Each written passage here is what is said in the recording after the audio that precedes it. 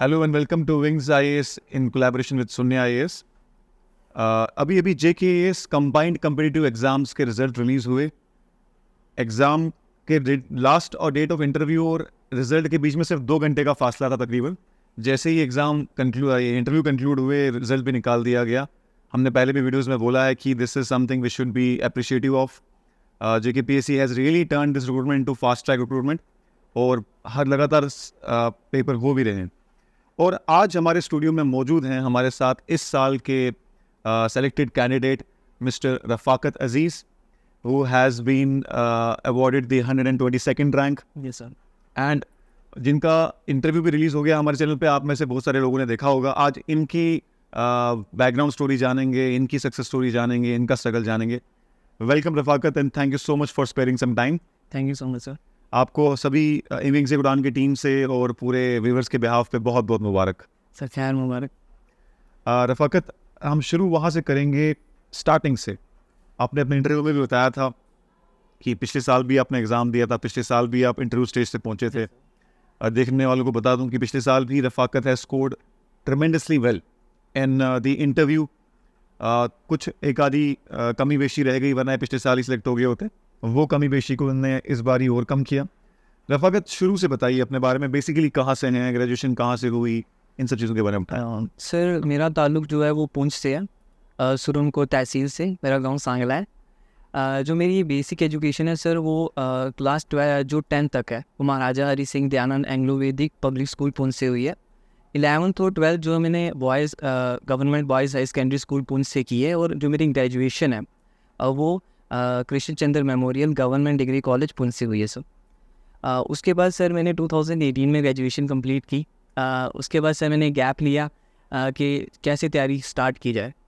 तो सर जब मैंने स्टार्ट किया था तब मैंने थोड़ा सेल्फ स्टडी पे फोकस किया था। उसके बाद एग्ज़ाम दिए थे यूपीएससी के, तो उसके कुछ अच्छे परफॉर्मेंस तो हुई थी मेरी, बट कई ऐसे फैक्टर्स थे जिन पे मुझे काम करना था। मुझे लगा कि मुझे गाइडेंस चाहिए, तो फिर मैं पुंछ से मूव किया फर्दर टूवर्ड जम्मू। और कई सीनियर्स थे इन लाइब्रेरी, इन सेंटर्स, जिन्होंने मुझे गाइड किया टाइम टू टाइम। तो फाइनली सर मैंने ये सक्सेस हासिल की। बहुत खूब। स्टार्टिंग से लेकर ग्रेजुएशन तक आपने सरकारी स्कूलों में ही पढ़ा? सर सरकारी स्कूल और कॉलेजेस में? जी सर, 10th तक जो है ये प्राइवेट स्कूल था सर। 10th के बाद? जी सर। और कहीं ना कहीं ये चीज़ आती है कि जो प्राइवेट कॉलेजेस या प्राइवेट स्कूल से पढ़े होते हैं उनको एडवांटेज होती है। तो ये स्टेरियोटाइप भी आपने तोड़ दिया कि सरकारी कॉलेजेस या सरकारी स्कूलों में पढ़ने वाले भी क्वालिफाई कर सकते हैं। इनफैक्ट मेरी नज़र में तो ज़्यादातर वही लोग होते हैं जो अपने डिसएडवांटेजेस को ओवरकम करते हैं और आगे बढ़ते हैं। मैं आगे बढ़ने से पहले और जो क्लीशे सवाल हैं जो मैं सबसे पूछता हूं, उनसे जाने से पहले मैं आपसे बात करना चाहूँगा। आपने पूरा इंटरव्यू उर्दू में ही दिया? जी सर। यहाँ पर भी, हमारे साथ भी, मॉक इंटरव्यू में भी और मेन इंटरव्यू में भी। आपके इंटरव्यू के नीचे आपके इंटरव्यू की वीडियो के नीचे काफ़ी सारे कमेंट्स आए कि क्या हम उर्दू में भी बात कर सकते हैं इंटरव्यू में। और ये कहीं ना कहीं लगता है कि अंग्रेज़ी में बोलेंगे तो ज़्यादा बेटर मार्क्स मिलेंगे। आप बताइए अपना एक्सपीरियंस उर्दू में इंटरव्यू देने का, और क्यों आपने उर्दू चूज़ किया और उसका आपको क्या रिस्पांस मिला? सर जब मैंने इंटरव्यू की तैयारी स्टार्ट की थी उस टाइम पे जैसे जब मैंने गाइडेंस ली थी सुचित्र शर्मा IRS हैं, बिल्कुल। तो इनसे मैं सबसे पहले मिला था। तो मैंने इनसे पूछा कि अब मुझे इंटरव्यू स्टेज तक मैं पहुंच गया हूँ तो मुझे क्या करना चाहिए। तो उन्होंने बताया कि इंटरव्यू के लिए 3 कंपोनेंट जो हैं वो काफ़ी ज़्यादा इंपॉर्टेंट है। सबसे पहला जो फैक्टर है वो है कॉन्फिडेंस। आप में कॉन्फिडेंस होना चाहिए। दूसरी इंपॉर्टेंट चीज़ है नॉलेज फैक्टर, जिसमें आप करंट के बारे में अवेयर होते हैं, और क्योंकि आप मेंस तक पहुंच चुके होते हैं तो आपको अच्छे से काफ़ी सब्जेक्ट पढ़ चुके होते हैं। That is the second factor.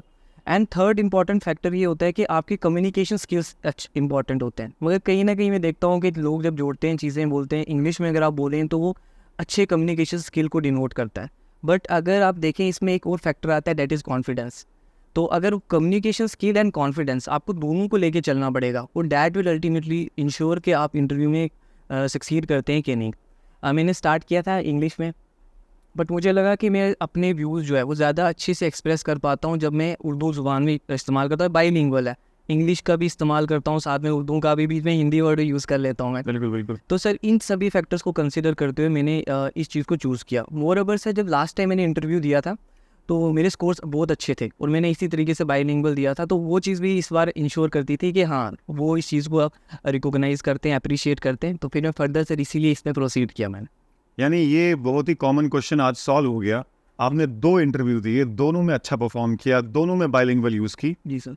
यहाँ हमने मॉक इंटरव्यू लेते टाइम बहुत बार रियलाइज़ किया कि अक्सर जो कैंडिडेट है वो बेटर एक्सप्लेन कर सकता था अगर वो लैंग्वेज बदलकर हिंदी या उर्दू में बोल पाता या बोल पाती। बट वही है, अगेन वो स्टीरियोटाइप दिमाग में बना हुआ है कि नहीं अंग्रेजी में ही बोलना है। और जैसा कि आपने बोला कि जब हम कहते हैं आपके कम्युनिकेशन स्किल्स अच्छे हैं तो बाय डिफॉल्ट डिनोट किया जाता है कि आप अंग्रेजी अच्छी बोलते हैं। Yes sir. However communication skills are your skills to explain any topic in any language. जी सर। जरूरी नहीं कि अंग्रेजी ही बोलनी है। Yes sir. So I really appreciate the fact that you have broken this stereotype for a lot of people कि अंग्रेजी में नहीं दोगे तो मार्क्स नहीं आएंगे। आपने 2 बार दिया, दोनों बार लाया। एक बार ही अगर लाया होता तो समझ जाता कि चलो ठीक है बिगनर्स लक था। However you have done it twice. Yes sir. यानी कि आप उर्दू हिंदी किसी भी लैंग्वेज में इंटरव्यू दीजिए, नॉलेज अच्छा हो, एक्सप्लेन अच्छा करो, कॉन्फिडेंस अच्छा दो। अब आप मुझे स्टार्टिंग से बताएं कि 2018 में आपकी ग्रेजुएशन कंप्लीट हुई, यस सर। पहला एग्जाम आपने 2021 का दिया, यस सर, फर्स्ट 2021। पहले ही एग्जाम में इंटरव्यू स्टेज, यस सर। कैसे इंश्योर किया? सर सबसे पहले जब मैंने 12th की थी तो मेरे पास ऐसे कोई बहुत सारे ऑप्शंस थे कैरियर को लेके, बट कोई किस कैरियर में मैं प्रोसीड करूं तो इसको लेके मैं इंश्योर नहीं था। एट दैट टाइम जो मेरी मदर थी वो गाइडिंग फोर्स की तरह सामने आई। मेरी मदर ने कहा तुम्हें सिविल सर्विसेज करनी चाहिए। और सर उन्हीं ने जब मैं कॉलेज में गया तो बीए करवाया मुझे, और जो मेरे सब्जेक्ट थे वो भी उन्हीं ने चूज़ किए। उन्होंने कहा कि पॉलिटिकल साइंस, हिस्ट्री और इकोनॉमिक्स ये फर्दर आपको मदद करेगी, क्योंकि उस फील्ड को लेके वो काफ़ी समय से पढ़ रही हैं। वो चाहती थी कि हमारे जो भाई बहन हैं इनमें से कम एक सिविल सर्वेंट होना चाहिए। तो सर उन्होंने चूज़ किया और फिर मैंने बीए में इस चीज़ को कंटिन्यू किया। बट फिर भी सर मैं सिविल सर्वेंट बनूंगा इसको लेके मेरे माइंड में क्लैरिटी नहीं थी।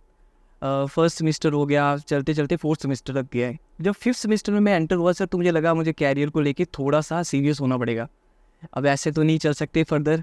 तो at that point of time sir मैंने थोड़ा थोड़ा स्टार्ट किया पढ़ना। तो सर वैसे वहाँ पे गाइडेंस तो आसपास कॉलेज में नहीं थी मेरे। कुछ फ्रेंड्स थे मेरे जो सिविल सर्विसेज के लिए तैयारी कर रहे थे। देन एक केएस ऑफिसर है उनमें ही है, रशीद सर, तो मैं उनसे मिला।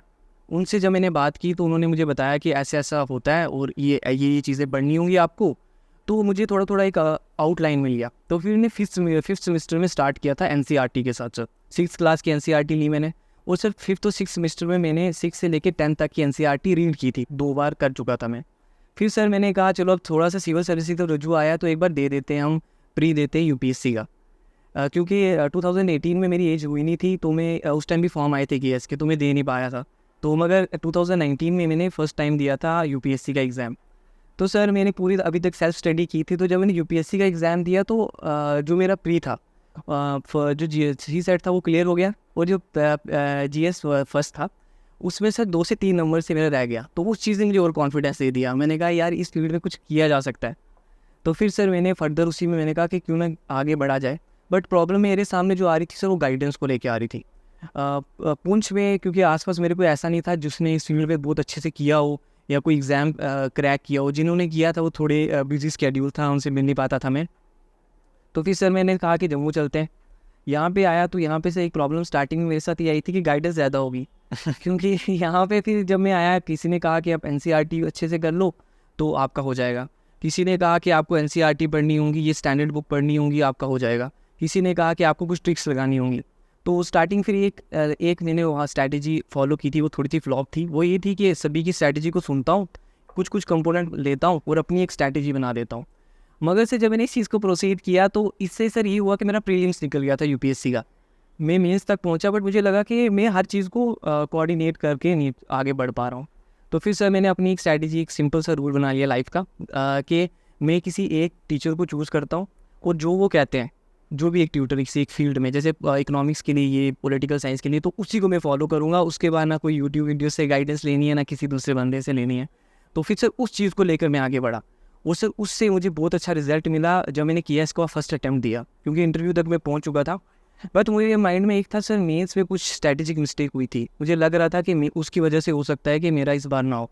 तो सर क्योंकि मुझे ये पता था मैंने कुछ मिस्टेक की हुई है, तो इस रिज़ल्ट का वेट मैंने किया नहीं था सर इस इंटरव्यू का। तो इस इंटरव्यू जो फर्स्ट मेरा चांस था, उसके इंटरव्यू से पहले ही मैंने दूसरे चांस के लिए अपना मेन स्ट्रॉन्ग कर लिया था। इससे मुझे फ़ायदा ये हो गया सर कि जब मैंने इंटरव्यू दिया, उसके बाद जब मेरा नहीं हुआ, मैं पहले से तैयार था नेक्स्ट मेंस के लिए। तो वो जो कुछ दिन थे जिस थोड़ा, क्योंकि सैड होता है आदमी फर्स्ट टाइम ना हो, तो सर उनमें मुझे नुकसान नहीं हुआ। तो मैंने जब दोबारा दिया तो इस बार मैं इंश्योर था कि मेंस में मैंने मिस्टेक्स बहुत कम की हैं, तो चांसेस मुझे लग रहा था बन रहे हैं कि इस बार मेरा हो हो जाएगा। जाएगा। तो सर ये यानी पिछले साल के इंटरव्यू कॉल से पहले ही मेंस की मिस्टेक रेक्टिफाई कर दी थी आपने, या फिर मेंस की कॉल के बाद? सर इंटरव्यू की कॉल से पहले जैसे ही मैंने मेंस दिया था, क्योंकि मेरे को आइडेंटिफाई हो गया था कि मेरी मिस्टेक्स क्या हैं। जैसे सबसे पहली मिस्टेक सर एक ये थी कि मैंने आंसर राइटिंग पे बहुत ज़्यादा फोकस किया था फर्स्ट में, बट क्वेश्चन ये था कि मैं उसे टाइमली कर नहीं पाता था। तो ये मेरी पहली मिस्टेक मैंने आइडेंटिफाई कर ली। दूसरी ये थी सर कि टेस्ट सीरीज़ मैंने कम था। जैसे मैंने रात के लिए टेस्ट सीरीज़ में रैंडमली लिखा करता था, मैंने कोई टाइम इसके लिए लोकेट नहीं किया था। उससे तीसरी मिस्टेक ये थी कि मैंने कुछ जो सीनियर्स थे मेरे, तो उनमें से ज़्यादा लोगों के नोट्स मैंने ले लिए, उनमें वो सबको सर फॉलो करना स्टार्ट कर लिया। ये मेरी मिस्टेक थी।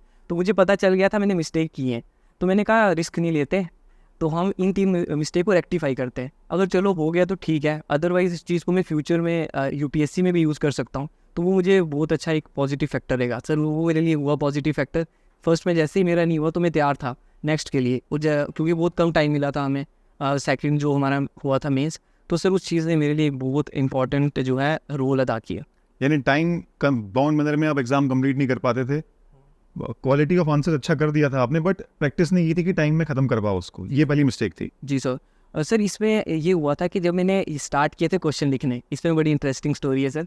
तो जब मैं क्वेश्चन लिखता था सर, तो स्टार्टिंग में, क्योंकि जैसे हम लिखते हैं कॉलेज में, वो बहुत अलग है यूपीएससी से, क्योंकि यहाँ पे वर्ड लिमिट है। आपको 150 वर्ड में लिखना है, 250 वर्ड में लिखना है, और वो भी आपको 7 मिनट में कंप्लीट करना है, और 10 मिनट में आपको रखना है कि मैंने इसे कंप्लीट करना है। अब सर यहाँ पे ये हुआ कि जब मैंने लिखना स्टार्ट किया तो फर्स्ट टाइम मुझे 10 में से 1 मार्क्स मिले थे। उससे इसकी बड़ी अच्छी स्टोरी है कि जब मैं गया था अपने घर, मेरी मदर को बताया, मेरी मदर खुश हुई थी। मैंने कहा ये मुझे बेइज्जती करेंगे, बोलेंगे 10 में से 1 नंबर लाया है।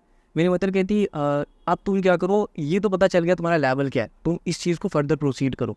तो सर उस चीज़ पे मैंने काम किया। उस पे मैंने सर तकरीबन 2 महीने दिए थे। 2 महीने मुझे लगे थे 5 से 6 नंबर लाने में। उसमें मैंने सर 4 घंटे लोकेट किए थे, जिसमें मैं लाइब्रेरी जाता था और सिर्फ मैं आंसर राइटिंग करता था। 3 डिफरेंट इंस्टीट्यूट्स को मैंने ज्वाइन किया था, और फीडबैक वो मुझे डेली बेसिस पे दे दिया करते थे। तो इससे सर ये हुआ था कि मेरी आंसर राइटिंग तो अच्छी हो गई थी, मैं एक अच्छा क्वेश्चन लिख सकता था, बट क्वेश्चन था कि मैंने टाइम पे नहीं काम किया। क्योंकि 2 महीने जब मैंने उसको दे दिए अपने आंसर राइटिंग को बेटर करने के लिए, तो वो जो टाइम वाला फैक्टर था उसको शायद मैंने कहीं ना कहीं इग्नोर किया, और वो मेरे लिए फिर ख़तरनाक भी साबित हुआ था फर्स्ट चांस में। बट सेकंड में अब मेरे को पता था कि एक ये वाला पड़ाव हो गया, अब मुझे काम करना है तो वो टाइम पे करना है।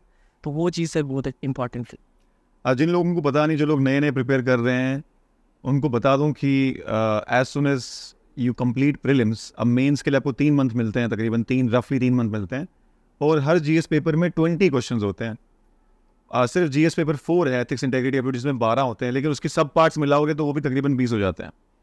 तो आपको 3 घंटे में 20 क्वेश्चंस के आंसर लिखने होते हैं। उसमें से 10 होते हैं 10 मार्कर, 10 होते हैं 15 मार्कर, और 10 मार्कर के लिए आपको 150 से 200 वर्ड में आंसर लिखना होता है, और 15 मार्कर के लिए आपको 200 से 250 या 300 वर्ड में आंसर लिखना होता है, और जगह लिमिटेड होती है। ये ऐसा नहीं कि आपको 3-4 पेज मिलेंगे, जगह लिमिटेड है, उस जगह खत्म होती है, नेक्स्ट सवाल शुरू हो जाएगा। तो आंसर राइटिंग में जहाँ तक मैं आइडेंटिफाई कर पाया हूँ कि quality of answer, structure of answer and time bound completion of answer, ये 3 चीज़ें हैं। इसको तीनों एक साथ को इंप्रूव नहीं कर सकते हम। पहले हम ऐसा कर सकते हैं कि चलो टाइम का बाद में सोचेंगे, पहले क्वालिटी इंप्रूव कर लें, स्ट्रक्चर इंप्रूव कर लें। जब वो अचीव हो गया उसके बाद अब टाइम पे फोकस करें। मुझे लगता है वही आपने भी किया। ये सर असल में जब मैंने मेंस की तैयारी की थी, तो सबसे पहला पता नहीं बाई लक था क्या था, मेरे को जो पर्सन मिले थे उन्होंने मुझे ये कहा था कि मेंस पे इंपॉर्टेंट है आपको लिखना आना चाहिए। अगर आपको कोई भी चीज़ को दे, आप उस पर लिख पाओ और 150 वर्ड में उसको एक्सप्रेस कर पाओ। अगर ये क्वालिटी आ गई तो नॉलेज वाला जो कंपोनेंट होता है वो सेकेंडरी है, प्राइमरी आपको लिखना आता है। तो सर इसलिए मैंने नॉलेज वाले फैक्टर को भी कंसीडर किया, मगर मैंने आंसर राइटिंग में बहुत ज़्यादा काम किया था, रिगरस तैयारी की थी। और उसके बाद सर फिर मैंने दूसरे फैक्टर को, जैसे पहले में भी मेरा नॉलेज वाला पार्ट था, जैसे कि फर्स्ट टाइम में ये हुआ था कि आर्ट एंड कल्चर से 5 क्वेश्चन आ गए थे, 5 से 6। हाँ, उससे सर ये हुआ था कि एक चीज़ पता चल गई थी कि यूपीएससी को जेकेपीएससी का पैटर्न थोड़ा थोड़ा वेरी करता है। आप बिल्कुल यूपीएससी पे या उस अकॉर्डिंगली तैयारी करके यहाँ पे नहीं आ सकते। तो वो भी काफ़ी ज़्यादा इंपॉर्टेंट फैक्टर थे। मगर मेंस में जो है वो एक आंसर राइटिंग फर्स्ट, अगर आपकी आंसर राइटिंग बेटर है, अगर सेकंड अगर आपका नॉलेज फैक्टर बेटर है, और तीसरी इंपॉर्टेंट चीज़ है कि आप उन चीज़ों को अच्छे से पेश कर पाते हो, तो it will lead your success in mains. और यही स्ट्रेटजी अपने ऑप्शनल के लिए भी फॉलो की? सर ऑप्शनल के लिए भी जो है वो थोड़ी सी डिफरेंट स्ट्रैटेजी थी मेरी। ऑप्शन था क्या पहले आपका, ये बताइए? मेरा सोशियोलॉजी था सर। Sociology, okay. ऑप्शनल में सर ये हुआ, सबसे पहले जब मैं ऑप्शनल की मैंने तैयारी स्टार्ट की तो अगेन मेरे पास बहुत सारे ऑप्शन आए थे, आपको ऐसा करना चाहिए, आपको वैसा करना चाहिए, बट ऑप्शनल में मैंने फोकस किया PYQs पे sir, previous year question paper. और यही स्ट्रैटेजी एथिक्स के लिए भी रखी थी मैंने सर।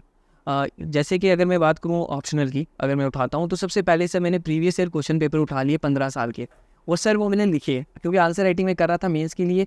इधर मैंने फटाफट जितने 15 साल के क्वेश्चन थे उनको लिख के अपना एक पैड बना लिया।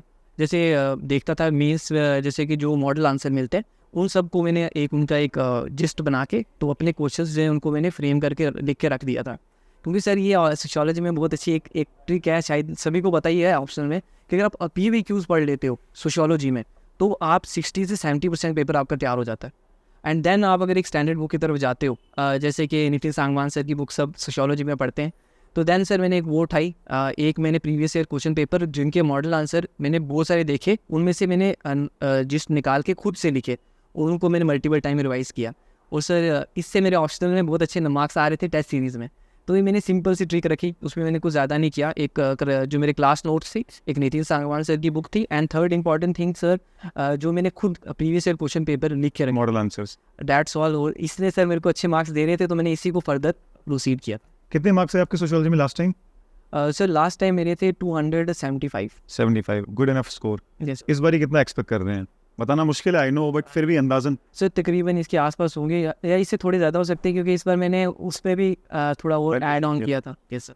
ऑप्शनल एज अ सोशियोलॉजी किन लोगों को चूज करना चाहिए, और किन मतलब बैकग्राउंड के हिसाब से देखना चाहिए, या फिर how is sociology is an optional, and anthropology और सोशियोलॉजी काफ़ी हद तक ओवरलैप करते हैं। जी सर।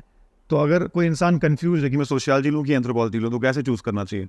सर जब मैंने चूज़ करने के लिए जब मैं गया था, मैं क्योंकि सोशियोलॉजी मेरा बैकग्राउंड में से सब्जेक्ट नहीं था, तो सर जब मैंने इसको चूज़ किया तो मैंने तीन या चार फैक्टर मैंने कंसिडर किए थे।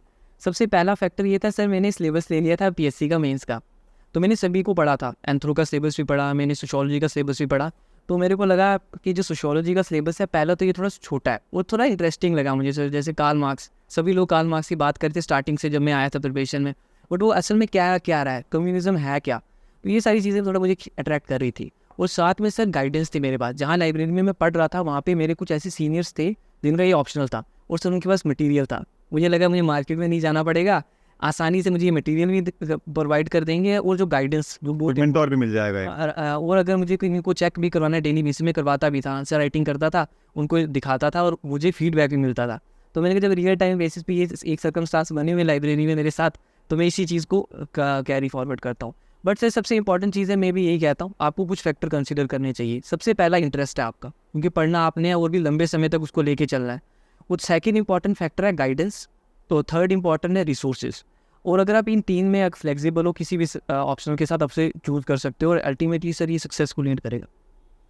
अब मुझे यहाँ पर जो चीज़ें समझ में आ रही हैं आपकी, ये था कि कहीं ना कहीं इकोसिस्टम को आपने काफ़ी प्रेफरेंस दी। आपके इर्द गिर्द एग्जिस्टिंग लोग, मेंटोर मिल गए आपको। Yes sir. तो एक मेंटोर मिलने से ही आपका ये आसानी हो गई कि अब ना मार्केट में जाए, क्योंकि आपने कोचिंग में नहीं ली सर सोशियोलॉजी, ली थी मैंने सर। सोशियोलॉजी की ली थी। जी सर। लेकिन ये देखने के बाद ली कि मेंटोर्स अवेलेबल हैं, कि उससे पहले कोचिंग ले चुके थे और फिर मेंटोर मिले? नहीं सर, पहले मैंने मेंटोर ले लिए थे। अब मैंने सोचा था कि अब उनके पास में, असल में हुआ सर, मेरी एक सिंपल सी स्ट्रैटेजी रही है हमेशा से UPSC में, या JKPSC की मैं अगर बात करता हूँ, तो सर मैंने जब सिविल सर्विसेज की मैं तैयारी करता था, तो मैंने सबसे पहली चीज़ ये की थी, क्योंकि मैंने पहले कर चुका था। जैसे मैंने ग्रेजुएशन में सब्जेक्ट पढ़े थे, इकोनॉमिक्स, पॉलिटिकल साइंस और हिस्ट्री से मैं फेमिलियर था, मेरे लिए नए सब्जेक्ट नहीं थे। वहाँ थोड़ा मुझे ऐड ऑन करना था और सिविल सर्विसेज के लिए तैयारी करनी थी। उससे जो मैंने सेल्फ स्टडी की थी, उसमें मैंने 6 से 12 तक की NCERT रीड की थी, सारी पढ़ रखी थी, तो एक तरीके से मेरा बेस बन गया था। तो सर जब मैं इसमें मैंने फर्दर कैरी फॉरवर्ड किया सिविल सर्विसेज के लिए, तो इसमें जब मैंने अपने आसपास देखा कि ये वाले जो मुझे फैक्टर्स जो हैं वो अवेलेबल हैं, तो सर उसमें मैंने एक चीज़ ये की थी कि मैं पहले खुद चीज़ों को पढ़ता था, पहले पढ़ने के बाद दूसरी इंपॉर्टेंट चीज़ है फिर मैं कोचिंग में जाता था। इससे मुझे दो बेनिफिट होते थे सर। पहला बेनिफिट, जब मैं क्लास में बैठा था मैं कॉन्फिडेंट था कि मुझे ये चीज़ें थोड़ी थोड़ी आती हैं। और दूसरी चीज़ ये होती थी सर, मेरा रिवीजन हो जाता था, और अगर कहीं पे मैंने कोई मिस्टेक की, कुछ चीज़ें छोड़ दी हैं, वो उस टीचर के थ्रू मुझे पता चल जाती थी, तो ये मेरी दूसरी रिवीजन हो जाती थी। और तीसरी सर, मैं उसके फर्दर वापस आने के बाद उसको मल्टीपल टाइम रिवाइज़ करता था, क्योंकि सर रिवीजन इज़ मस्ट। मैं इंश्योर करता था एक दिन में अगर मैंने एक चीज़ पढ़ी है तो जैसे पहले मैं उसे पढ़ के फिर क्लास में जाता था, क्लास में वहीं पे बैठ के पढ़ता था सर, वैसे उठता नहीं था क्लास से। ये मेरी स्ट्रैटेजी। अब अगर वहाँ पे पढ़ाया है सर ने, क्योंकि अगर वहाँ से उठ जाओ ना तो मैं थोड़ा सुस्त हो जाता था, तो वही वहाँ पे याद करना, उसके बाद सर रूम में जाते ही पहले उसको फिर से रिवाइज़ करना, और एक सोने से पहले रिवाइज़ करना, और नेक्स्ट डे जब क्लास में आ रहे हो उससे पहले भी रिवाइज़ करना। तो इससे ये हो जाएगा सर, एक तो आपको वो चीज़ लंबे समय तक माइंड में बैठ जाती है, और दूसरी इंपॉर्टेंट चीज़ होती है सर कि आप लिमिटेड पढ़ो, मगर उस चीज़ को ऐसे पढ़ो कि सबसे अच्छे से आपने पढ़ा हुआ है, वो आपको याद है। तो मेरी ये फ़िलॉसफ़ी है, हाँ, और इसी फ़िलॉसफ़ी को लेकर सर मैंने ये किया था कैरी फॉरवर्ड। ये इस चीज़ ने भी मुझे बेनिफिट किया सर। मेंटरशिप की इम्पोर्टेंस आपको स्टार्टिंग से ही समझ में आ गई थी? नहीं सर, इस पे मुझे टाइम लगा, क्योंकि अगर मैंने ये किया होता, इस फैक्टर को मैंने कंसिडर कर लिया होता, तो शायद 2019 में शायद यूपीएससी या किसी दूसरी फील्ड में मेरा हो जाता, या पहले ही चांस में पीएससी भी हो जाता। सर जब 2020 में, क्योंकि पहले मुझे लग रहा था मैं खुद चीज़ों को कर सकता हूँ, और आसपास भी जो मेरा इकोसिस्टम है उसके अकॉर्डिंगली कर सकता हूँ। बट सर मेंटोर जो होता है ना, पहले तो मैंने बताया कि आवर गाइडेंस होती है कई बार, कि आप too many cooks spoil the food. Yes sir, आपके 10 मेंटोर है, 10 मेंटोर की डिफरेंट स्ट्रैटेजी होती है। और जब मैंने देखा, पहले तो मेरे पास थे नहीं मेंटोर, फिर मेरे पास मेंटोर आ गए, तो उनकी अलग अलग स्ट्रैटेजी थी। तो सर यहाँ पे फिर मैंने कोई लास्ट में ये रिकॉग्नाइज हो, आप एक ही मेंटोर चूज़ करो, और फिर वो पत्थर पे लकीर वाली बात है, अगर जो चीज़ वो कहते हैं उसको आपने फिर रिलीजियसली फॉलो करना है। और सर मैंने जैसे ही ये किया, इसलिए मुझे इतने पॉजिटिव मिले रिजल्ट के, इस चीज़ को फिर मैंने 1 से 1.5 साल कैरी किया, और सर उसका रिजल्ट मिला मुझे। कल हमारे यहाँ पर इंशा खालिद भी आई हुई थी। जी सर। उन्होंने भी मेंटोर की बड़ी बात की उनकी लाइफ में, उनके कज़न पर्टिकुलरली उनके लाइफ में बहुत इंपॉर्टेंट रोल प्ले किया मेंटोर का, उन्होंने काफ़ी उनको गाइड किया। जी सर। तो मुझे लगता है कि ये एक हाईलाइट है इस इंटरव्यू की, कि जब भी आप प्रिपेयर करें तो आप इंश्योर करें कि आपके आसपास कोई ना कोई ऐसे इंसान ज़रूर हों जो आपको गलतियों से अवॉइड करते हुए सिखाते रहें और आपको गाइड करते रहें। ज़्यादा भी नहीं करना कि इससे भी पूछो, उससे भी पूछो, इससे भी। एक लाइफ में मेंटोर होने चाहिए जो ऑलरेडी इस एग्ज़ाम से एसोसिएटेड है। ज़रूरी नहीं कि वो सिलेक्टेड हो, क्योंकि अक्सर गलतियां करके इंसान सीखता है, और मेंटोर्स आपको बड़ी सारी गलतियां करने से रोक सकते हैं। Yes sir. अच्छा, बार बार आपने जिक्र किया लाइब्रेरी का भी, यस सर। तो लाइब्रेरी में ज़्यादातर पढ़ा करते थे आप? यस सर, मैं लाइब्रेरी में सर असल में मेरा स्केड्यूल है, 6 घंटे मैंने अपने रखे हुए हैं, क्योंकि 4 घंटे जिसमें मैं लाइब्रेरी में पढ़ता हूँ, और 2 घंटे सर जो कि मैं क्लास के लिए है, क्लास लगानी है, उसके बाद 2 घंटे क्लास वाला पढ़ना है, और 4 घंटे में सर लाइब्रेरी में, जिसमें कि 2 घंटे मैं रिवीजन के लिए देता हूँ और 2 कोई नया कंपोनेंट पढ़ने के लिए। तो सर लाइब्रेरी का स्टार्टिंग से बहुत इंपॉर्टेंट रोल है। क्या इंपॉर्टेंट रोल रहा आपके हिसाब से लाइब्रेरी का, मतलब कंपेयर टू एक इंसान जो घर में पढ़े या लाइब्रेरी में पढ़े, डिफरेंस क्या है? सर इसमें सबसे इंपॉर्टेंट चीज़ ये, जैसे घर में मैं जब होता हूँ तो आपके आसपास जो फैमिली मेम्बर्स होते हैं, कभी बुला लेते हैं, कभी कहेंगे तो आ जाओ, आप थोड़ी चाय पी लो, खाना खा लो, थोड़ा रेस्ट कर लो। हाँ। रेस्ट कर लो। और कई बार कोई मेहमान आ जाता है, छोटे बच्चे होते हैं सर, तो वो थोड़ा तंग करते हैं आपसे। मगर जब लाइब्रेरी में जाते हो, आपने फ़ोन ऑफ कर दिया अपना, अब ये टाइम आपके लिए और आपकी स्टडीज़ के लिए, आपको कोई तंग करने वाला नहीं है। तो ये जो एटमॉस्फेयर है ये बहुत ज़रूरी है, अगर आपने किसी भी सर्विसेज के लिए तैयार करना है, बहुत इंपॉर्टेंट है कि आप बिल्कुल उस चीज़ से कनेक्ट कर पा रहे हो, और वो चीज़ लाइब्रेरी जो है वो इंश्योर करती है। और घर में सर जो होता है वो ये चीज़ इंश्योर हो नहीं पाती है। बिल्कुल। जी सर। और लाइब्रेरी में कहीं ना कहीं प्रोडक्टिविटी भी ज़्यादा निकलती है। जो आप 2 घंटे में घर में पढ़ेंगे तो शायद 1 ही घंटे में लाइब्रेरी में पढ़ लेंगे। Yes sir. तो डेफिनेटली आई एग्री। मैं खुद भी जब भी पढ़ा करता था तो मैं लाइब्रेरी में ही पढ़ता था, और मैं फील करता हूँ कि अक्सर लोग ये बोलते हैं कि नहीं, हमारे घर में सेपरेट रूम है, हमें घर वाले तंग नहीं करते। हाउएवर आपको नीचे से आवाज़ भी आ रही है ना घर की, कि फलाना बंदा आ गया या फिर ये हो गया, या फिर किसी को कुछ ज़रूरत है, तो आप फिर डिस्ट्रैक्टेड रहते हो। Yes sir. घर को छोड़ना पड़ता है, वो तो ना वनवास लेना पड़ता है कुछ देर के लिए। अब एज सच पूरा घर को छोड़ने की ज़रूरत नहीं है, जब लाइब्रेरी आसपास है। 3-4 घंटे का भी वनवास आप दिन में कर रहे हो तो वो भी काफ़ी है। Yes sir. एक बात बताइए कि जब मॉक इंटरव्यू में आप थे तो स्माइलिंग फेस आपका रहा हमेशा, तो मुझे लगा कि कहीं ना कहीं आपने इंटरव्यू के लिए अपने आप को प्रिपेयर किया हो। लेकिन अभी मैं बात भी कर रहा था आपसे मतलब बिहाइंड कैमरा भी, तब भी आपका स्वभाव तो ऐसा ही है, स्माइलिंग फेस हमेशा। तो ये आपने अपने आप को, पर्सनालिटी को डेवलप किया है इसके लिए कि भाई कॉन्फिडेंस फेस हमेशा दिखना चाहिए, या फिर आप बाय नेचर ही ऐसे हैं? सर बाई नेचर ही है मेरा। स्माइल सर इम्पॉर्टेंट कंपोनेंट है। जैसे हज़रत मोहम्मद सल्लल्लाहु अलैहि वसल्लम ने भी कहा है कि हमेशा आपके मुंह पे स्माइल होनी चाहिए। इससे ये फ़ायदा होता है कि आपके आसपास जो पॉजिटिविटी बनी रहती है, तो ये उनकी हदीस भी है। और डेफिनेटली सर इससे ये भी होता है कि आपकी भी पर्सनैलिटी अच्छी दिखती है, और आप किसी के लिए एक फैक्टर बन पाते हो कि वो भी पॉजिटिव फील करे। तो बहुत बढ़िया। जब मॉक इंटरव्यू में आप बैठे तो हम सब ने आपस में बात की कि he has mastered the art of a smiling face to ensure that to show that he is not stressed at all. However, जब मैं आज भी बात कर रहा था behind camera भी बात करता, मुझे लगा कि नहीं, it's a part of your inherent personality. तो बहुत अच्छी बात है. और आपने कोड भी किया प्रॉफिट मोहम्मद सल्लल्लाहु अलैहि वसल्लम की उस हदीस को भी, तो बहुत अच्छी बात है. एक और सदका जारिया कर दिया आपने इस इंटरव्यू में. अब बात करते हैं कंपोनेंट वाइज की. ऑप्शनल की भी बात कर ली हमने और बाकी चीज़ की बात भी कर दी. प्रीलिम्स और मेंस में बैलेंस क्रिएट करना. प्रीलिम्स बहुत सारे लोगों के लिए डिफिकल्ट प्रॉब्लम होती जा रही है, स्पेशली यूपीएससी में, बल्कि जेकेएस में भी. जी सर. जेकेएस में तो इन पर्टिकुलर सीसैट बहुत परेशान कर रहा है लोगों को. जी सर. और यूपीएससी का तो प्रीलिम्स ऐसे इवॉल्व कर रहा है कि ऐसा लगता है कि वो इवॉल्विंग ऑर्गेनिज्म है. जी सर. तो प्रीलिम्स और मेंस के बीच में कैसे बैलेंस करें? जब प्रीलिम्स का एग्ज़ाम नज़दीक आ जाए तो कब हमें मेंस की पढ़ाई को छोड़ के डेडिकेटेडली प्रीलिम्स के लिए पढ़ना चाहिए? और आंसर राइटिंग का फ्रीक्वेंसी क्या होनी चाहिए? सबसे पहले आप बताइए, प्रीलिम्स और मेंस में बैलेंस कैसे मैंने किया? सबसे पहले इन दोनों में एक चीज़ कॉमन है, वो है बेसिक नॉलेज, मगर अप्रोच अलग अलग है सर. सबसे पहले आपने पढ़ना है, जैसे पॉलिटी के लिए आप लक्ष्मीकांत और बेयर एक्ट उठा सकते हैं. ज्योग्राफी के लिए 11th-12th की एनसीईआरटी जो भी सबको पता है, स्टैंडर्ड बुक, जीसी लियांग वगैरह. Yes sir. आपको वो पढ़ने के बाद क्या करना है कि आपने प्रीलिम को सबसे पहले अप्रोच करना है. प्रीलिम में सर सबसे पहले जैसे आपने सीसेट का जिक्र किया, तो सर मुझे सीसी ने कहा था कि पहले आप एक सीसेट का टेस्ट दो, आप देखो कि आपका हो जाएगा कि नहीं. तो मैंने दिया था सर, तो वो हो गया था. मगर सर जैसे आपने बताया कि अभी जो सीसेट है वो इवॉल्व हो चुका, बहुत डिफ़िकल्ट कर दिया यूपीएससी ने. तो सर इसमें 3 चीज़ें हैं, एक है रीजनिंग, एक है मैथमेटिक्स का पार्ट और एक है कॉम्प्रीहेंशन. आप मेरे हिसाब से मैंने 2 फैक्टर्स को स्ट्रॉन्ग किया था सर. जैसे कॉम्प्रीहेंशन पे मैंने काम किया था और मैंने रीजनिंग पे काम किया था. मैथ्स पे मैंने काम किया, ये नहीं कि मैंने इसे बिल्कुल इग्नोर किया, बट मैंने उस पर इतना काम नहीं किया जितना रीजनिंग और कॉम्प्रीहेंशन पे किया था. तो वो मेरे 2 स्ट्रॉन्ग कंपोनेंट बन गए थे. तो ये इंश्योर हो गया था कि 45 to 50 के बीच जो है वो मेरे मार्क्स बनेंगे. तो मेरा यही स्ट्रैटेजी है कि पहले आप जो है कोई 2 इन 3 में से कोई 2 कंपोनेंट जो भी आपको अच्छे लगते हैं आप उनको स्ट्रॉन्ग करो, और उसके बाद आप टेस्ट दो. टेस्ट देने से ये पता चल जाता है बंदे को कि कि वो किस लेवल पे है. अब सर जैसे इसमें भी बहुत अलग की एक चीज़ है, जैसे अगर आप यूपीएससी की कॉम्प्रीहेंशन की बात करें, अगर आपने उसे एवेलुएट करना है तो वो टेस्ट सीरीज से एवेलुएट नहीं हो सकता. क्यों? क्योंकि उनकी एक अपनी एल्गोरिदम है सर. आपको 2011 के बाद उठाने ही पड़ेंगे यूपीएससी के पेपर, और अगर आप वो सॉल्व करोगे तो वो जो एक एल्गोरिदम है आप उसको फाइंड कर पाओगे और अल्टीमेटली वो चीज़ हेल्प करेगी. जहाँ तक जेकेपीएससी की बात है सर, तो उसमें भी जो कॉम्प्रीहेंशंस है आपको वो जो प्रीवियस ईयर क्वेश्चन पेपर्स हैं वो हेल्प करेंगे, और इसमें आप टेस्ट सीरीज़ को साथ अगर कनेक्ट करते हैं तो अल्टीमेटली सर कॉम्प्रीहेंशन स्ट्रॉन्ग होगा. और कॉम्प्रीहेंशन एक ऐसा पार्ट है, क्योंकि इंग्लिश सबकी कुछ ना कुछ बेसिक सबने पढ़ी होती है, और कॉम्प्रीहेंशन जो है वो आपको आराम से दे सकता है पर 25 to 30 क्वेश्चन. तो इसका मतलब आप पहले ही एक आपका बेस बन जाता है, एंड अल्टीमेटली आप रीजनिंग अगर ऊपर तड़का लगा देते हो तो आपकी सक्सेस इंश्योर हो जाएगी.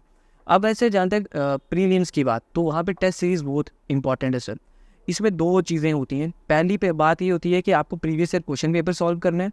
दूसरी में 2 चीज़ें आ जाती हैं सर. एक आपको स्टैटिक वाले एमसीक्यू करने, और दूसरे आपने करंट वाले एमसीक्यू करने.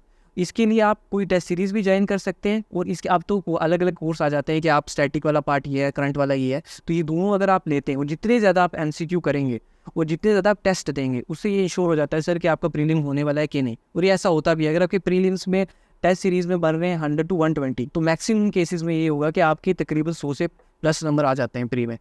तो ये कहीं ना कहीं टेस्ट सीरीज़ पे पूरे तरीके से डिपेंड है. जहाँ तक सर मेंस की बात है, तो मेंस में जो इंपॉर्टेंट होता है सर वो है आंसर राइटिंग. सबसे पहले आंसर राइटिंग इज बॉस. उसके लिए जितना टाइम दे, अगर आप, मैं कहता हूँ 3 महीने मेंस के लिए, 2 महीने आंसर राइटिंग के लिए दो, 1 महीने पढ़ने के लिए दो. इससे ये होगा कि आपकी जो सक्सेस रेट है वो बहुत ज़्यादा बढ़ेगी. आप खुद आइडेंटिफाई कर लोगे अगर कोई स्ट्रैटेजी को फॉलो करता है. और सर दूसरी इंपॉर्टेंट जो चीज़ आती है मेंस में, कि आपके पास शॉर्ट नोट्स होने चाहिए. जैसे एथिक्स के ऊपर 16 पेज के नोट, और ये बनाने पड़ते हैं आपको काफ़ी. या किसी अगर अपनी भी, आप तो सर सीनियर्स इतने होते हैं आसपास, आप आराम से टेलीग्राम पे जा सकते हो, आपको बिल्कुल बने बनाए मिल जाते हैं 16 पेज के, 20 पेज के, जिसमें कमेटीज़ के नाम होते हैं, डेटा होते हैं.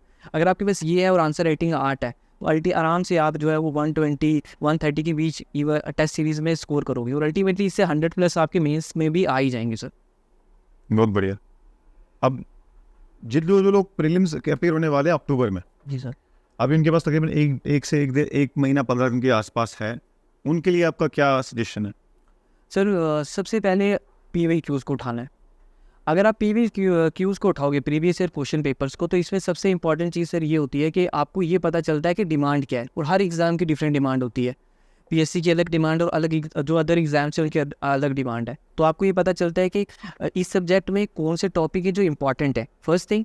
दूसरी इंपॉर्टेंट चीज़, वो किस लेवल तक पूछ सकते हैं। बेसिक, जैसे कि कहीं बहुत बेसिक क्वेश्चन पूछ लेते हैं, वो सीधा पूछ लेंगे, कोई एक स्टेटमेंट दे देंगे तो वो पूछ लेंगे कि इसका क्या डिफिकल्ट भी पूछ सकते हैं, मगर वो पूछते सर ईजी से मीडियम के बीच ही होता है ज़्यादातर। तो सर ये चीज़ आपको तब पता चलेगी जब आप PYQs को पढ़ोगे।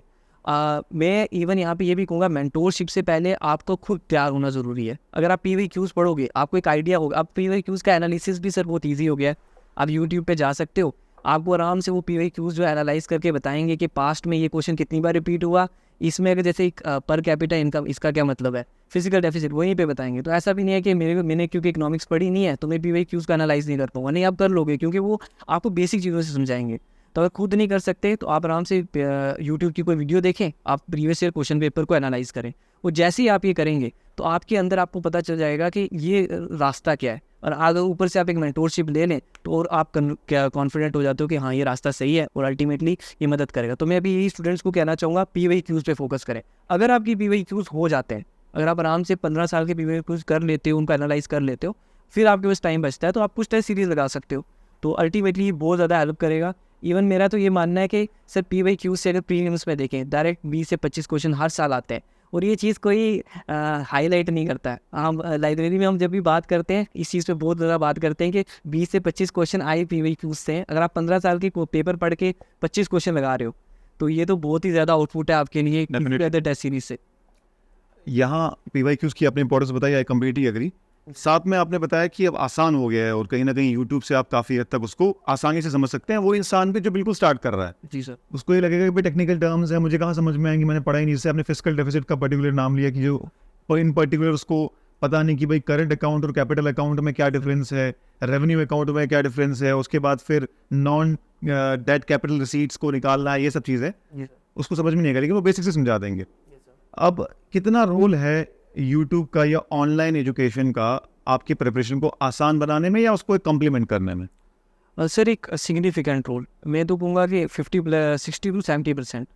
सर सबसे पहली बात, जैसे यूट्यूब, अब यूट्यूब में भी एक बहुत बड़ी प्रॉब्लम है, इससे डिस्ट्रैक्ट हो जाता है आदमी। बिल्कुल। फॉर एग्जांपल आप देख रहे हो लेक्चर की वीडियो, वो 1.5 घंटे की है, अब बीच में बोला कि एक सॉन्ग सुन लेता हूँ, फिर जब से एक सॉन्ग पे क्लिक किया वो कब 2 से आधा घंटे सुन रहे हैं गाने, तो वो चीज़ बड़ी प्रॉब्लम क्रिएट करती है।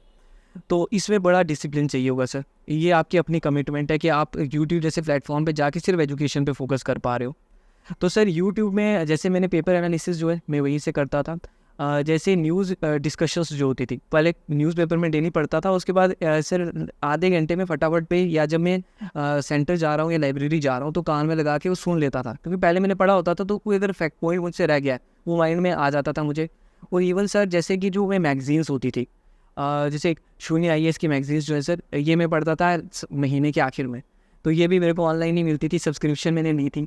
तो इस तरीके से मेरा करंट अफेयर, इवन सर अगर मैं जैसे मैं सोशियोलॉजी की बात करता हूँ तो सर जो मैं टॉपर्स होते थे एंड अदर इवन मेंस के जो टॉपर्स होते थे, इनकी टेस्ट जो सीरीज़ की जो क्वेश्चन पेपर्स होते थे, वो जो आंसर शीट्स उनकी होती थी, वो भी मैं ऑनलाइन ही डाउनलोड करता था और फिर मैं मैच करता था। जैसे कई बार, जैसे एक सर बहुत ही इंपॉर्टेंट थी मेरी चीज़ जो हुई थी एसए में। सर एसए में जब मैंने स्टार्ट किया था सर, तो मार्क्स मिल नहीं रहे थे मुझे, 90 से 100 के बीच आ रहे थे। तो मैंने बहुत सारे लोगों से मिला, किसी ने कहा आप वो डेटा डालो, आप एनकीडोट अच्छा कर लो, ये करो वो। तो सर इसी दौरान एक कोई टॉपर थे यूपीएससी के, मुझे नाम उनका रिकॉल नहीं हो रहा, तो उनकी मैंने एक वीडियो देखी। उन्होंने कहा कि मैंने क्या किया था कि जो टॉपर्स होती थी उनकी शीट्स ली, उनको मैंने 3-4 बार रीड किया और मैंने लिखा, तकरीबन वैसा ही सी मिला और मुझे मार्क्स मिले।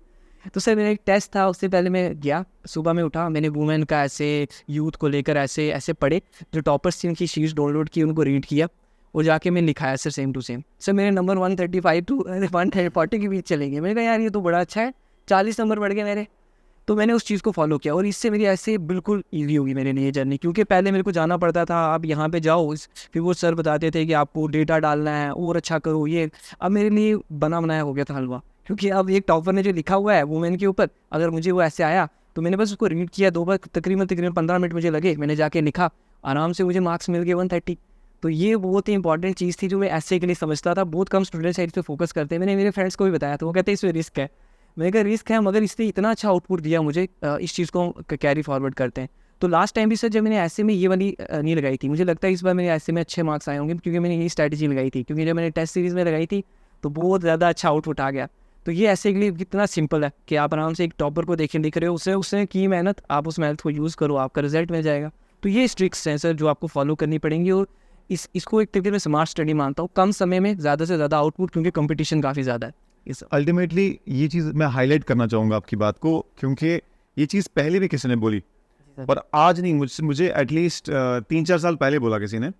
In fact he is an officer right now, UPSC के 6 मेंस में से 6 बार उन्होंने दिया, 4 मेंस लिखे, एक यूपीएससी एग्जाम को टॉप भी किया। He is right now assistant director in DIPR, Burhan Hussain. He was also CAPF topper of 2015, and I think he is one of those candidate जो डिजर्व करता था IAS में होना, बट हुआ, किस्मत की बात नहीं हुआ।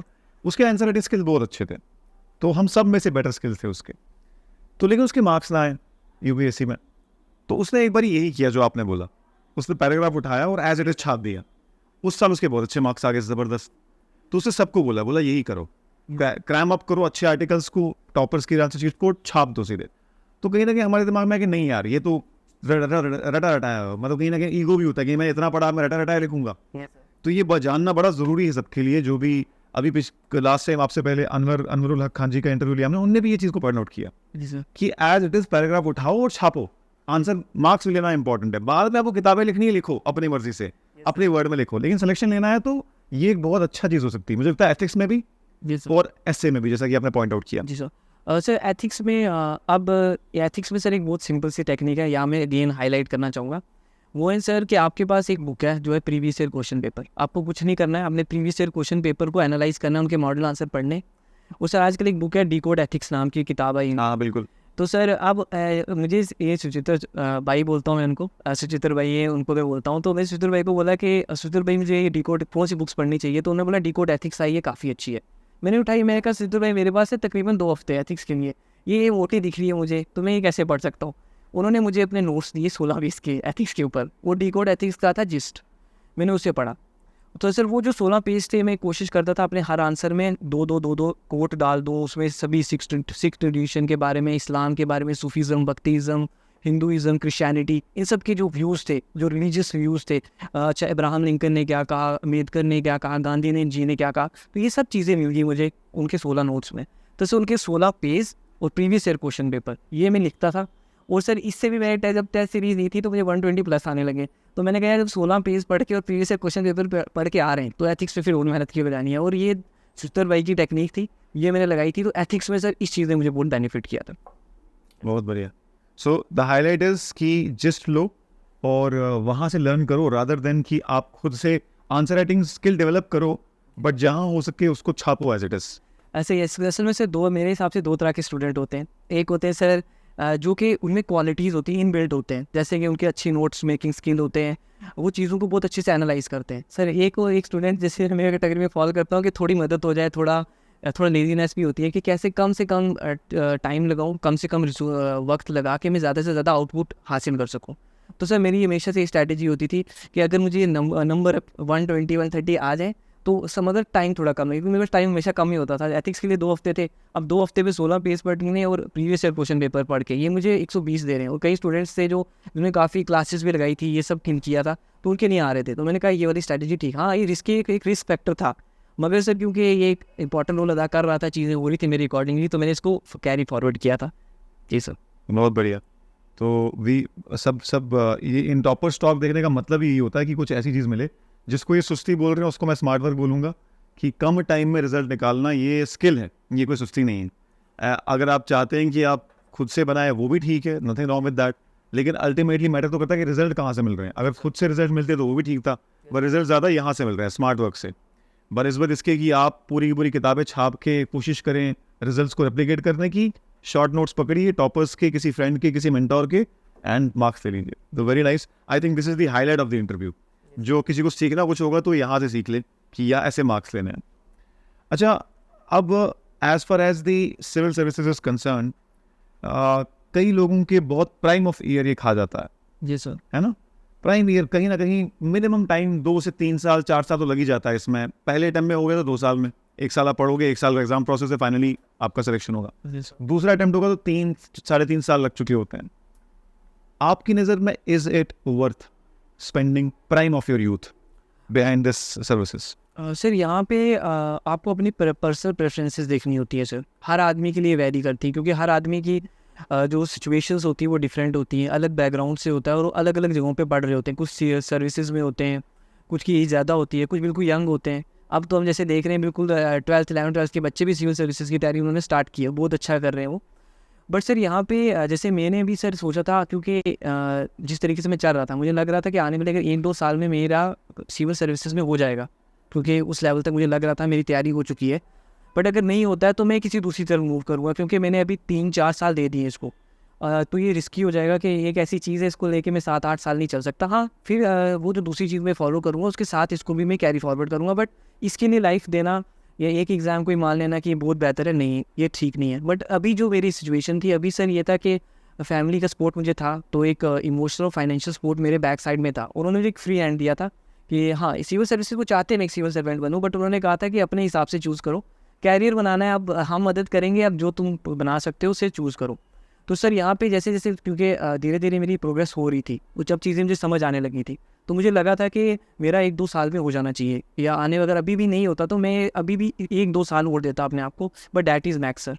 तो मैं इसे यही कहना चाहूँगा कि अगर आपका नहीं हो रहा है तो ये नहीं है कि ये एंड है, क्योंकि जब मैं स्टार्ट किया तो मुझे याद है मेरे एक सर थे, उन्होंने मुझे कहा था कि जब तुम एंटर करोगे सिविल सर्विसेज में तुम कुछ और होगे, जब तुम कुछ सालों के बाद जो आपका देखने का नज़रिया है वो चेंज हो जाएगा। हो सकता है तुम सिविल सर्वेंट ना बनो, बट जिस भी फील्ड में जाओगे वहाँ आप एक्सेल करोगे, क्योंकि ये जो एक देखने का नज़रिया आपको हर चीज़ पता होती है। क्योंकि जो भी एक सिविल सर्वेंट एस्पिरेंट होता है वो चीज़ों को बड़े अलग तरीके से देखता है। अभी गाड़ियाँ जा रही होंगी, बात उसके माइंड में आएगा अच्छा ऑटोमोबाइल सेक्टर कैसा परफॉर्म कर रहा है, अच्छा जैसे ही आएगा फिर कोर इंडस्ट्रीज़ भी तो थी, अच्छा उसमें इसका कोई रोल है, तो ये सब चीज़ें माइंड में चलने लगे। वो सिविल सर्वेंट ऐसे ही देखता है, वो थोड़ा रैशनल हो जाता है सर। वो जैसे कि अगर कोई न्यूज़ आ रही है वो अचानक से रिएक्ट नहीं करता, वो रिस्पॉन्ड करेगा, रिएक्ट नहीं करेगा। वो देखिएगा कि अच्छा इसमें कोई आर्टिकल लग सकता है, कोई लक्ष्मीकांत का कोई आर्टिकल लग सकता है, या वो ये चीज़ सोचेगा इसको लेकर कि मुझे रुकना चाहिए, इसमें एक अच्छी सी कोई एनालिसिस आती है, उसको देखकर फिर मुझे फर्दर करना चाहिए कि हाँ मेरा इस पे क्या रिस्पॉन्स है। तो ये जो एक मैच्योरिटी होती है, एक डेप्थ इन डेप्थ एनालिसिस होती है, ये सिविल सर्विसेज देखे जाती है। वो ये वैसे ही ऐसा कहते हैं कि जब आप एक खुशबू की दुकान पे इत्तर की दुकान पे अगर एंटर करते हो, अगर आप कुछ लो ना तब भी आपसे खुशबू आ जाती है। तो ये वही चीज़ है कि ये आपकी खुशबू भर देगा, आपको एक रिस्पॉन्सिबल सिटीजन बना देगा। ये सिलेबस ही ऐसा है। तो अगर आप सिविल सर्वेंट के लिए करें, आप मगर कुछ साल डिवोट करें, जैसे कि आप प्लान बी रखें हमेशा, क्योंकि हो सकता है। तो मेरा ये मानना है कि आप चीज़ों को एक रैशनल वे में लेके चलें, क्योंकि अगर आप एक एग्ज़ाम को लेकर ही ज़्यादा सीरियस हो जाएंगे तो हो सकता है, क्योंकि लाइफ में तो बहुत सारी चीज़ें करने के लिए, उसे एंजॉय भी करना है, तो आप एक चीज़ करें, नहीं हो रही है तो आप दूसरे प्लान बी की तरफ शिफ्ट हो। हाँ, अगर इसको करना है तो आप साथ साथ लेके चल सकते हैं। जैसे मेरा भी ये था कि अब आने वाले 2 साल में अगर हो जाएगा, मुझे लग रहा था, नहीं होता है तो मैं एक एकेडमिया की तरफ मूव कर जाऊँगा, ये मैंने सोचा था। तो सर मास्टर्स वगैरह करके सर यस, मास्टर्स करके आगे मैं सोच रहा था पीएचडी वगैरह के लिए। मगर मैंने कहा था 1-2 साल दे दूंगा, क्योंकि मुझे लग रहा था या यहाँ जेकेपीएससी या यूपीएससी में मेरा होने के चांसेस लग रहे थे मुझे, तो मुझे लग रहा था कि मैं इसी तरफ जो है अपने आप को प्रोसीड करूँ सर। मैं कम्प्लीटली एग्री, प्लान भी होना बहुत ज़रूरी है। I know a lot of people, lot of potentially those people who had a lot of potential and who should have qualified by now, जो इस लिस्ट में भी थे, जिनका इंटरव्यू भी था और जिन्हें यूपीएससी मेंस भी लिखे अपने टाइम पे, बट उनको अब 6 या 7वां साल हो चुका है इस प्रोसेस में, तो इस बार भी उनका नहीं हुआ। जी सर। और मुझे लगता है कि एक टाइम आता आपकी लाइफ में आता है, उस टाइम पे आपको शिफ्ट कर देना चाहिए कि ठीक है ये चल रहा है, चलते रहेंगे, लेकिन साथ में अब मुझे प्लान बी भी देखना पड़ेगा। तो प्लान बी से इंश्योर होता है कि वक्त के साथ आपका मोराल डाउन नहीं हो। फाइनेंशियल इंडिपेंडेंस बहुत ज़रूरी है, चाहे वो सिविल सर्विसेज से हो, चाहे वो किसी और जगह से हो। कंप्लीटली डिपेंडेंट रहना और अपने प्राइम ईयर्स कंप्लीटली इसी को डेडिकेट कर देना भी कहीं ना कहीं सही नहीं है। Would you agree with that? Yes sir, हमेशा आपको अपनी लाइफ के अंदर अलग अलग चीज़ों को साथ लेके चलना है। आपका कैरियर भी है, आपके साथ फैमिली भी है, तो एक इवन सिविल सर्विसेज भी कहती है कि आपके पास एक वर्क लाइफ बैलेंस होना चाहिए। तो ये आपकी वैल्यू होनी चाहिए, क्योंकि आपको इस सोसाइटी के एक पार्ट हो। तो इसीलिए आपको कोशिश करनी चाहिए कि आप एक कैरियर को लेके आगे बढ़ो। अगर उसमें नहीं हो पा रहा है तो आपके पास इतने सारे ऑप्शन है, और ऐसा नहीं है कि कोई बड़ी है या कुछ छोटी है, सभी इक्वल है। बस आपने टैलेंट होना चाहिए, आप जिस भी फील्ड में जाएंगे आप एक्सेल करेंगे और अल्टीमेटली आप उसका रिजल्ट आपको मिलेगा। आज जितने भी लोग आपको देख रहे होंगे, आपके एरिया में आपकी न्यूज़ फैली होगी कि रफ़ाकत अजीज़ ने क्वालिफाई कर लिया। अब क्या होता है कि पीयर प्रेशर बन जाता है, पेरेंट्स बाकियों को फोर्स करने लगेंगे कि देखो रफ़ाकत भैया ने कर लिया, आपको भी करना है। और कहीं ना कहीं कुछ लोग तो खुद से इंस्पिरेशन ले लेंगे, तो वो तो ठीक है। कुछ लोग एक कंपैरिजन ड्रॉ करते रहेंगे कि रफ़ाकत ने किया, तुमको भी करना है, ऐसे ही करना है। अब ये पीयर प्रेशर के रिलेटेड आप क्या सोचते हैं? How should parents take it? Sir सबसे ज़्यादा इम्पॉर्टेंट ये है कि आपको फ्री स्पेस देनी चाहिए और अपने जो भी फ्रेंड होते हैं, इवन बच्चों को भी देनी चाहिए। इससे दो चीज़ें होती हैं, एक तो बच्चे का जो कॉन्फिडेंस है वो भी इंक्रीज़ होता है और जो रिलेशंस होते हैं वो कॉर्डियल होते हैं। अगर फॉर एग्जांपल कल कोई प्रॉब्लम आ रही है तो वो जाके बोल सकता है अपने पेरेंट्स को। जैसे मैंने बोल दिया था मम्मा पापा को कि थोड़ा टाइम हो गया, शायद मैं कहीं और स्विच कर जाऊँ, तो उन्होंने कहा था ठीक है यू कैन, क्योंकि फ्री हैंड है। तो इस तरीके से हमें आगे बढ़ना है। हर फील्ड जो है मैंने कहा इंपॉर्टेंट है। आप कहीं पे भी जाओ, आपको अगर उस चीज़ में इंटरेस्ट है तो आप तो वहाँ पे एक्सेल कर सकते हो। इतने सारे ऑप्शंस हैं, अब इतनी सारी अपॉर्चुनिटीज़ हैं, आप उनको डेफिनेटली हार्नेस कर सकते हो कि पोटेंशियल को अभी हार्नेस कर किया जा सकता है। मैं पेरेंट्स को तो यही कहना चाहूँगा, आप अपने बच्चों को टाइम दें, उनको आप स्पेस दें, वो एक्सेल करेंगे अपने इंटरेस्ट की बेसिस पे। और हर आदमी के पास टैलेंट होता है और वो अपने टैलेंट के अकॉर्डिंगली जो अलग अलग फील्ड्स होती है वहाँ पे परफॉर्म करता है। तो डेफिनेटली एक फ्री हैंड देना चाहिए। मेरे लिए भी ये नहीं था इंपॉर्टेंट कि पेरेंट्स ने ये कहा था कि तुम्हें सिविल सर्विसेज करनी है।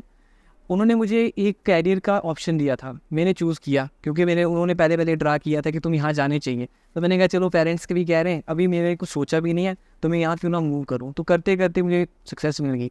बट मेरे पेरेंट्स ने मुझे ये भी कहा था कि आप अदर फील्ड को भी जाए, वहाँ पे भी आप कोशिश करें, तो जहाँ पे भी आपका इंटरेस्ट हो। तो अभी तो मेरा इंटरेस्ट नहीं था, तो अल्लाह ने यही कामयाबी दी। बट मैं यही कहना चाहूँगा, आप जिस भी चीज़ में अच्छे हैं, जो भी आपका टैलेंट है, जो भी आपका इंटरेस्ट है, आप वहाँ पे कोशिश करिए, तो इंशाल्लाह आपको कामयाबी मिलेगी। बहुत खूब। एक आखिरी सवाल और हम इस इंटरव्यू को ख़त्म करेंगे। सर। अब JKPSC तो आपने क्वालिफाई कर दिया, जी सर। नेक्स्ट पढ़ाव भी है UPSC की तरफ, या you are content with what you have achieved? Sir अभी तो डेफिनेटली रिज़ल्ट आया है, तो अभी तो मैं चाहता हूँ 1-1.5 मंथ थोड़ा रेस्ट किया जाए। बट डेफिनेटली मेरी अप्रोच रहेगी सर कि मैं आगे जो है वो UPSC का एग्ज़ाम दूँ, क्योंकि मैंने उसके लिए भी तैयारी की है, उसके भी कई बार दे चुका हूँ मेंस, एक बार मेंस भी लिख चुका हूँ मैं। तो मैं चाहता हूँ कि मैं वहाँ पे भी फर्दर मूव करूँ। जी सर। बहुत बढ़िया। और इसी के साथ we are at the last leg of our interview. We thank you that you spared some time for us, and बहुत लोग इंस्पायर होंगे आपकी स्टोरी से, I am sure. And thank you for sparing your time. मैं जानता हूँ आजकल medical भी है, पेरेंट्स से भी मिलना है, फिर भी उसके बाद भी सैटरडे का वादा किया था आपने, बट आप फ्राइडे को ही आ गए। तो thank you very much, and I appreciate your humility. Even after achieving you are still the same person, कोई चेंज नहीं। और I am sure that this humility will go a long way कि आपके career में आपको help करे। और हमारी दुआ है कि अगली बार आप UPSC क्वालिफाई करें तो यहीं इसी जगह हम फिर इंटरव्यू ले रहे हो, कि we have achieved UPSC also. Thank you so much sir. एक आखिरी मैसेज जाने से पहले। सर मेरा मैसेज यही रहेगा कि आप तो डेफिनेटली जहाँ पे भी हैं आप बेस्ट हैं, आप में टैलेंट है, आपको कॉन्फिडेंट रहना है और अपने इंटरेस्ट को परस्यू करना है, तो आपको सक्सेस डेफिनेटली मिलेगी। ऐसा नहीं सोचना है कि अगर दूसरे ने इस फील्ड में किया है तो मुझे भी करना चाहिए। आप जिस भी फील्ड में अगर आप अच्छा करते हैं आपको अच्छा रिजल्ट मिलेगा। और definitely at the end of the day जो इम्पॉर्टेंट है वो सेटिस्फेक्शन है, इनर सेटिस्फेक्शन। चाहे हमारी एथिक्स हो, हमारी जो रिलीजियस ट्रेडिशंस है वो भी यही कहती हैं कि at the end of the day it is internal satisfaction, जो कि आपकी लाइफ को बैलेंस बनाती है, कंप्लीट बनाती है, कॉम्प्रिहेंसिव बनाती है। तो इन्जॉय द लाइफ इन्जॉयमेंट के लिए भगवान ने दी है, गॉड ने दी है, अल्लाह ने दी है एक ही बार, तो आप उसे इन्जॉय करें और खुशियाँ बांटें, पॉजिटिविटी आसपास के माहौल में स्प्रेड करें। तो यही आपकी लाइफ का मकसद होना चाहिए। That's all. Thank you everyone. Wonderful last message by Mr. Rafaqat. Thank you everyone.